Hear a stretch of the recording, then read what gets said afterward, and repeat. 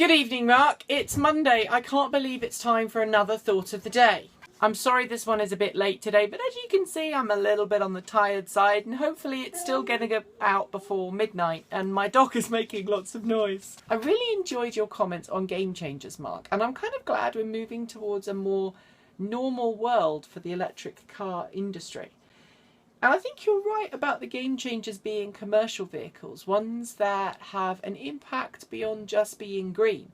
They're ones which can help companies, which can help bottom lines, which can help companies do things that they couldn't do before. And I think maybe game changing should be used to define something that has a fundamental shift. So in other industries, maybe a game changer would be the mobile telephone. When it comes to Toyota, I think Toyota just rested on its laurels a bit too much and kind of dropped the ball.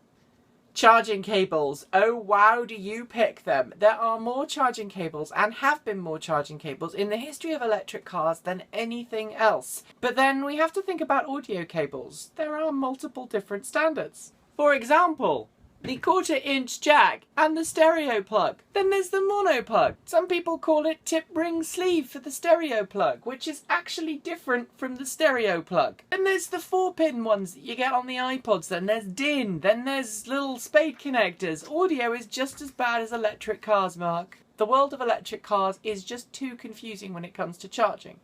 And I think that does damage the uptake of electric vehicles. And it certainly damages the image because people get so confused as to which car requires which connector. They just don't charge in public. They charge at home for fear that they can't charge in public because it doesn't use the right charging connector for what they think they need. But think about the early days of videos. We had VHS, Betamax, and then we had all the crazy things with DVDs and Laserdiscs and CD videos and all of that. And slowly the standard was homogenized, at least sort of.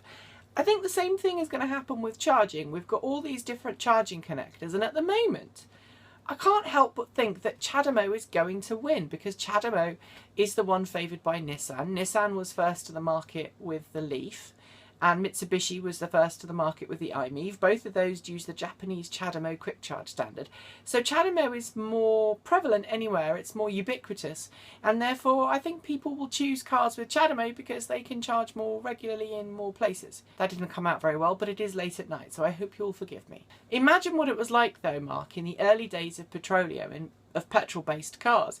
There were different fuel fillers, there were different designs, there were even different chemical grades of petrol, and if you owned a particular type of petrol car you had to go to a specific place to buy petrol that worked with your car's engine. It wasn't just a case of fill her up with premium or unleaded. We're no different at the moment with our electric vehicles. Given time, I think we'll see more adapters, more homogeneous attitudes towards EV charging, and that might only come when we have wireless charging technology. I don't know. But what do I want to talk to you about today, Mark? I want to talk to you about BMW and its claim on its BMW North America site that the BMW i3 BEVX or REX, whichever way you want to call it, has a range per charge of up to 180 miles. It's actually written in text on the website. Per charge, 180 miles. What it doesn't say is that range includes using the gasoline engine as well. So what BMW's actually said is, if you fill this car up with petrol and a full charge of your battery tank, you're going to get 180 miles, about 180 miles out of it. But what it doesn't say is that you're going to get about 80 to 100 miles in electric mode and then the rest is going to be petrol. Or that the range extended engine kicks in and extends the number of miles that the EV battery can produce. And we need a convention that says total range, plug-in range, equivalent MPG or equivalent cost per mile. What do you think? I'm interested to see what you think. Sorry today's one is a little disjointed, but it's been a long day. I hope you have a good one tomorrow and I will see you on Wednesday. Bye everyone. Bye Mark.